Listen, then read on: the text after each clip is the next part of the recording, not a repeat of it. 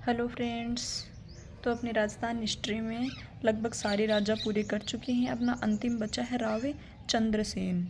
तो राव चंद्रसेन के बाद अपने राजा महाराजा पूरे हो जाते हैं, राजवंश भी पूरे हो जाते हैं। हाँ, मेवाड़ के साथ जो मुग़ल संबंध थे वो वाला टॉपिक नहीं किया था, तो वो वाला टॉपिक अपना अगला रह जाएगा। उसके बाद आ जाएगी मॉडर्न हिस्ट्री। तो देखो, पहला क्वेश्चन है, मालदेव के पश्चात मेवाड़ का शासक कौन बना था? तो वो बने थे अपने चंद्रसेन। जोधपुर की ख्यात के अनुसार 1541 में तो इनका जन्म हुआ था, 1550 में अपने मान सिंह का जन्म हुआ था और 1541 में चंद्रसेन का। तो चंद्रसेन थोड़े बड़े हैं उनसे। मालदेव अपने ज्येष्ठ पुत्र राम से नाराज था और छोटे पुत्र उदय सिंह है उसको पटरानी स्वरूप दे, जो चंद्रसेन की माँ थी, वो राज्याधिकार से वंचित करवा दिया। इस कारण मालदेव की मृत्यु के पश्चात उनकी इच्छानुसार 31 दिसंबर 1562 में चंद्रसेन जोधपुर का शासक बना। मालदेव के शासनकाल में चंद्रसेन को बिसलपुर और शिवाना की जागीर मिली हुई थी। अंतिम विद्रोह का दमन चंद्रसेन द्वारा चाकर की हत्या करने से नाराज सरदारों ने चंद्रसेन से बदला लेने हेतु उसके भाई राम उदय सिंह व रायमल के साथ गठबंधन किया और राम ने सोजत, रायमल ने दुनाड़ा व उदय सिंह ने गांगाणी व बावड़ी पर अधिकार कर लिया। उदय सिंह ने लोहावट के युद्ध में चंद्रसेन से संघर्ष किया। ये उदय सिंह क्या, अपने जो चंद्रसेन हैं ये तो बेचारे संघर्षों में रहे, पहले अपने भाइयों से, उसके बाद अकबर से। 1564 में चंद्रसेन के कौन से भाई ने अकबर के दरबार में उपस्थित होकर चंद्रसेन के विरुद्ध सहायता मांगी? तो वो थे राम सिंह। अकबर की शाही सेना ने किसके नेतृत्व में जोधपुर पर कब्जा किया? तो हुसैन कुली खां के नेतृत्व में। 1563 में उदय सिंह व चंद्रसेन में नाडोल में पुनः संघर्ष हुआ, परंतु विजय की उम्मीद न देखकर राम 1564 में बादशाह अकबर के पास चला गया। अगला क्वेश्चन देखो। चलो पहले थोड़ी थ्योरी देख लेते हैं। जोधपुर पर मुगलों का अधिकार। चंद्रसेन के नाराज भाइयों राम, उदय सिंह व रायमल के आपसी कलह के कारण अकबर को हस्तक्षेप करने का मौका मिल गया। अकबर ने हुसैन कुली खां की अध्यक्षता में सेना भेजी। 64 में जोधपुर पर अधिकार हो गया। अधिकारी किसको नियुक्त किया था? अधिकारी नियुक्त किया था मान सिंह को। जोधपुर की ख्यात में मुगल अभियान का अतिरंजित वर्णन करते हुए कहा गया है कि शाही सेना ने जोधपुर पर तीन बार हमला किया। लगभग 10 माह घेराबंदी के पश्चात चंद्रसेन अन्न जल की कमी के कारण गढ़ का परित्याग कर बदराजोन चले गए। पंडित विश्वेश्वर नाथ रेव ने अकबर द्वारा जोधपुर पर किए गए आक्रमण का प्रमुख कारण मालदेव द्वारा हुमायूं के प्रति असहयोग को माना है। मालदेव द्वारा हुमायूं के प्रति असहयोग माना है। पंडित विश्वेश्वर नाथ रेव ने चंद्रसेन की तुलना महाराणा प्रताप से भी की। अगला क्वेश्चन है, अकबर ने नागौर दरबार का आयोजन 1570 में किया था।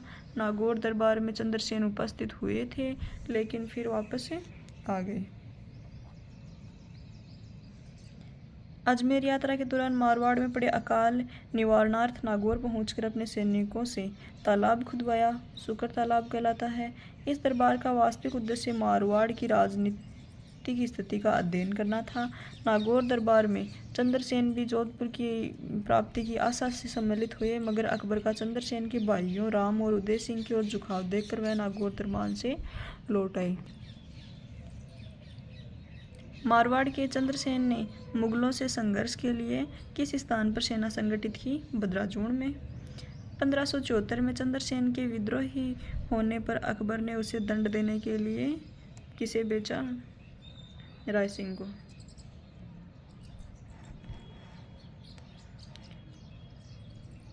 हाँ, मैंने थोड़ी देर पहले आपको बताया था कि मान सिंह को नियुक्त कर दिया था। मान सिंह को नहीं किया था, वो गलती से निकल गया था, राय सिंह को किया था। अपन ने बीकानेर की राय सिंह पढ़ा था, तो उसमें बताया था कि वो सबसे पहले जोधपुर का शासक बनाया गया था उसे। चंद्रसेन के खिलाफ मुगल अभियान। नागौर दरबार से लौटकर चंद्रसेन ने बदराजूण में सेना को संगठित किया। नागौर दरबार के बाद मुगल सेना ने बदराजून पर आक्रमण कर दिया। 71 में चंद्रसेन है वो बदराजून छोड़कर सिवाना चले गए। 72 में गुजरात विद्रोह व राणा प्रताप के आक्रमण का खतरा देखते हुए अकबर ने बीकानेर के राय सिंह को जोधपुर का प्रशासक बना के भेज दिया। बनाकर गुजरात की तरफ भेजा ताकि प्रताप गुजरात के मार्ग को रोककर हानि नहीं पहुंचा सके। 1573 में अकबर ने चंद्रसेन को अपने अधीन करने हेतु शाह कुल्ली खां के साथ जगत सिंह, केशवदास मेड़तिया और बीकानेर के राय सिंह को भेजा था। सोजत में चंद्रसेन के भतीजे कल्ला को पराजित कर सिवाना पर अधिकार कर लिया। ये पन्ने राय सिंह में पढ़े थे कि सबसे पहले सोजत पे अधिकार 73 में कर लेता है और उसके 2 साल बाद 75 में वह सिवाना पर अधिकार कर लेता है। चंद्रसेन सिवाना के किले का भार पत्ता राठौड़ को सौंपकर पहाड़ों में चला जाता है। छापामार प्रणाली का प्रयोग करता है। पत्ता राठौड़ व चंद्रसेन के सम्मिलित सफल प्रतिरोध के कारण राय सिंह ने अकबर से अतिरिक्त सैन्य सहायता मांगी, जिस पर अकबर द्वारा एक बड़ी सेना भेजकर चंद्रसेन को भेजने पर चंद्रसेन पहाड़ों में चला गया और मुगल सेना ने चंद्रसेन का पीछा किया परंतु सफल नहीं हुए। सिवाना पर दुर्ग पर अकबर का अधिकार कब हुआ था? 1575 में।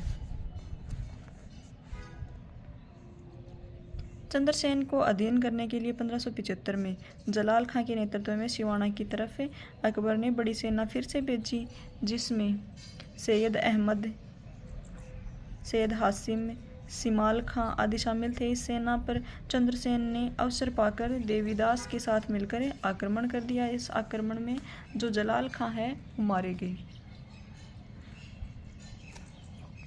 अकबर ने शाहबाज खां को भेजा। शाहबाज खां ने देवकोर व दुनाड़ा पर अधिकार कर लिया। देवकोर और दुनाड़ा पर अधिकार कर लिया। खाद्य सामग्री समाप्त हो जाने पर सिवाना दुर्ग के रक्षक को किला छोड़ना पड़ा और 1575 में सिवाना दुर्ग पर अकबर का अधिकार हो गया। चंद्रसेन सिवाना से पीपलोद तथा वहां से काणूजा के पहाड़ों में चले गए। चंद्रसेन की सहायता रावल, सुखराज, सुजा, सोजत का कल्ला, पत्ता राठौड़ तथा देवीदास थे। संकटकालीन राजधानी सिवाना हाथ से निकल जाने के बाद चंद्रसेन के अन्य महत्वपूर्ण ठिकानों में पोखरण रहे।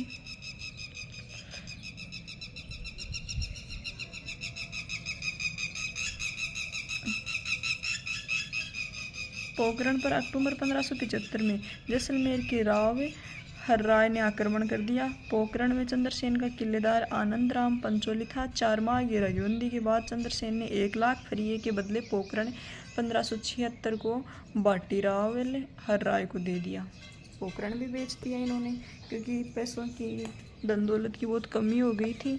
सेना का खाना पीना इत्यादि चल नहीं पा रहा था ढंग से। अंतिम आश्रय स्थल पोखरण भी हाथ से निकल जाने के बाद चंद्रसेन की आर्थिक स्थिति विकट हो गई और उसके आसपास के क्षेत्रों में उसने क्या किया?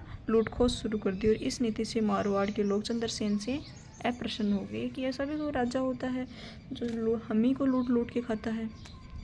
ऐसी स्थिति में चंद्रसेन ने मारवाड़ छोड़कर सिरोही, डूंगरपुर और बांसवाड़ा में शरण ले ली। जोधपुर के राठौड़ नरेशों में अकबर का प्रबल प्रतिरोधी था।